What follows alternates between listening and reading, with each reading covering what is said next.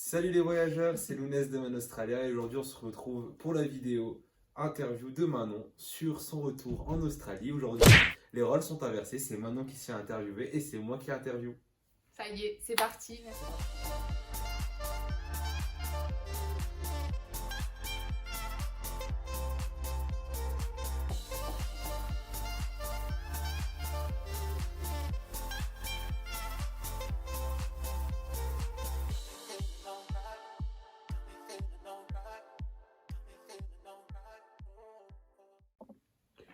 Du coup Manon, première question, comment sont vus les Français en Australie?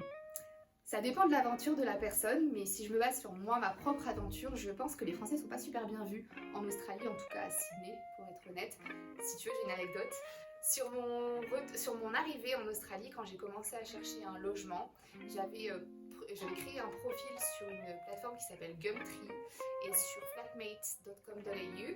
Et quand je mettais que j'étais française, souvent on me recalait, on me disait ah non, si t'es française, c'est mort.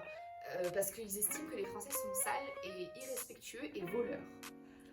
Donc pour moi, pas trop bien vu les Français à Sydney. Pas une super bonne... Pas une super bonne expérience à ce niveau-là. Par contre, c'est vrai que la nourriture française, elle est quand même plutôt bien appréciée. Ils aiment bien notre accent, donc ça dépend. Mais ça m'avait un peu choqué cette histoire de dire que les Français étaient sales et voleurs et irrespectueux. On est ça les voleurs irrespectueux. Quels sont les gros changements de mode de vie entre l'Australie et la France maintenant? Le premier qui me vient en tête, c'est le fait qu'il roule à droite, Gauche. à gauche, le fait qu'il roule à gauche. Quand j'étais jeune fille au père, j'avais du coup conduit la voiture des parents et j'ai failli rentrer à contresens sur l'autoroute. Enfin, c'était hyper compliqué, franchement catastrophe. Donc gros changement à ce niveau-là. Gros changement aussi au niveau de ce qu'ils mangent. La nourriture est complètement différente de ce qu'on peut avoir en France. Et puis, d'ailleurs, si vous voulez en savoir plus, on a fait une vidéo qui s'intitule France-Australie, choc culturel. Le lien, il est juste ici. Et Marine, elle vous traite le sujet parfaitement bien. Donc, allez voir la vidéo juste là. Et du coup, comment s'est passé ton retour en France? Ce qu'il faut savoir, c'est que moi, j'ai eu 2 retours en France. Un premier en 2016, après avoir vécu 10 mois à Sydney, à Melbourne. Et un deuxième en mai 2019. Donc, ça fait 3 ans, pardon. 3 ans, là.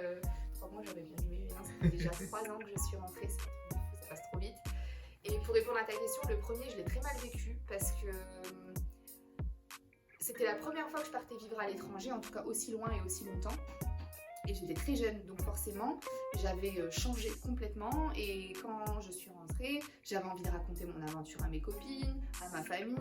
Et personne n'était très réceptif, donc je me sentais un petit peu vexée. Mes copines, entre-temps, elles avaient eu des enfants. Il y en a même qui s'étaient mariées, qui avaient même divorcé. Donc il y avait eu un gros changement. Et moi, j'étais là en mode, je reviens avec mon sac à dos de 10 mois de voyage. Donc j'avais trouvé du travail assez facilement. Par contre, je ne vais pas vous mentir, c'est vrai que trouver du travail après un PVT en Australie, c'est facile, enfin je pense, parce que d'après les employeurs, ils trouvent que le fait que vous ayez vécu à l'étranger, c'est comme preuve d'aventure, de rigueur, d'être force de proposition et pas trop heureux. Donc c'était assez apprécié. Mais au bout d'un an, ça me manquait trop et j'ai un peu fait comme une dépression, quoi. J'avais l'impression de m'ennuyer ici en France, d'être passée de là en Australie à là quand j'étais rentrée en France, alors que normalement t'es censé toujours évoluer dans ta vie, quoi. Donc ça a été compliqué. Par contre, le deuxième retour, je l'ai vachement mieux vécu étant donné que j'avais un projet, je savais que je voulais créer une entreprise. Alors au début, c'était pas ça que je voulais créer. J'avais une idée, c'était de créer un café healthy. Donc je voulais proposer des cafés cappuccino, latte, flat white, etc. Et dans le jardin, enfin j'aurais bien aimé trouver un emplacement avec un jardin pour pouvoir donner des cours de yoga. Enfin, ça n'aurait pas été moi qui les aurais fait, mais trouver des profs qui donnent des cours de yoga. Et finalement, ce projet, il n'a pas vu le jour parce que ça n'allait pas. Et enfin, il n'y avait pas de demande sur Dunkerque. Et finalement, tout naturellement, j'ai créé l'agence Man Australia. Donc, quand on a un retour à l'arrache, on le vit un peu moins bien que si on a un vrai retour avec un vrai objectif. Réponse parfaite. Et du coup, comment ta vie a changé suite à ton voyage en Australie? ça a quand même vachement changé dans le sens où maintenant j'ai créé ma boîte, où j'ai beaucoup plus de responsabilités qu'avant, j'ai une vision sur du long terme, chose que je n'avais pas avant. C'est vrai que je vivais un peu au jour le jour, on verra où la vie me mène, où le vent me mène. Et maintenant je suis beaucoup plus posée, j'ai plus du tout les mêmes envies qu'avant.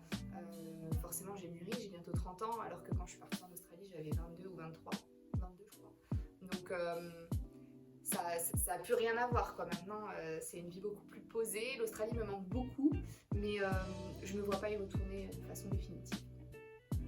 Est-ce que tu penses que ce serait une bonne chose pour quelqu'un qui avait ton âge, justement d'y aller aussi jeune, ou tu conseillerais plutôt d'y aller un peu plus tard? Non, je pense que c'est le moment d'y aller quand tu es jeune, parce que tu sors de ta zone de confort, forcément. Tu vas rencontrer des personnes du monde entier. C'est une expérience incroyable. Pour peu que tu as de la chance d'avoir le budget pour prendre des cours d'anglais, alors là, c'est la cerise sur le gâteau. Tu rencontreras vraiment plein de belles personnes. Tu vas apprendre avec eux, tu vas apprendre de eux, de leur culture aussi. Donc franchement, partir quand tu es jeune, c'est le top. Après, partir quand tu as 30 ans, c'est génial aussi, parce que du coup, tu as envie de redonner, te donner une deuxième vie, en fait, de retenter une nouvelle carrière. Donc peu importe, en fait, à n'importe quel âge, l'Australie, c'est trop bien. Et du coup, quels seraient tes conseils pour quelqu'un qui ferait son retour aujourd'hui en France?